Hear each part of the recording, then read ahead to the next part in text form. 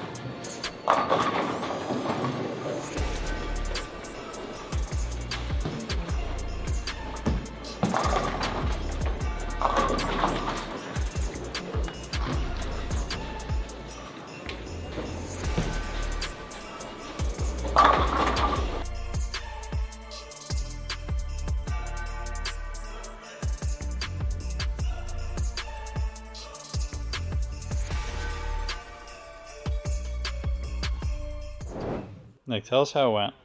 I averaged 220, but in a term where everyone else is averaging 230 plus. So. Here we go. Mitch? How'd it go for you? I just grabbed on and said, let's go, Pack. Giddy up! You took 8th.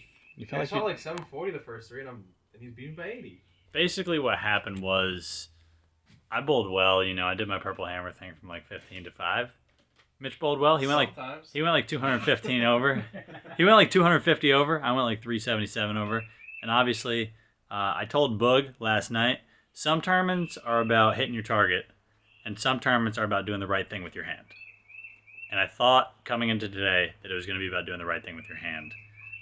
Obviously, you still need to hit your target most of the time, but I was wrong. It's all about sprinkling it across the lane and creating the most area. So that's what I tried to do today, and it worked out for a plus 622 for the team for me and Mitch. 627 for the team for me and Mitch. He was 250, I was 377, and we're just going to try and replicate a little bit of that tomorrow. So pray for us to try and visit Titletown, USA. Sitting here on my computer, Andrew and Chris are walking down to go fish. I hear a crack, and they're on the steps. And all of a sudden, I don't even know. You saw how big it was. 20 feet, what? 20 feet long?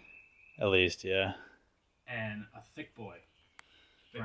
Thickums branch falls and lands like five steps in front of Prather, but off to the right, so it wasn't like gonna hit him, but still, that was the craziest thing I've ever seen. You should probably get like a heart rate monitor on Prather right now because it's probably through the roof. But everyone survived. No one got hurt. Me emotionally, but I'm okay.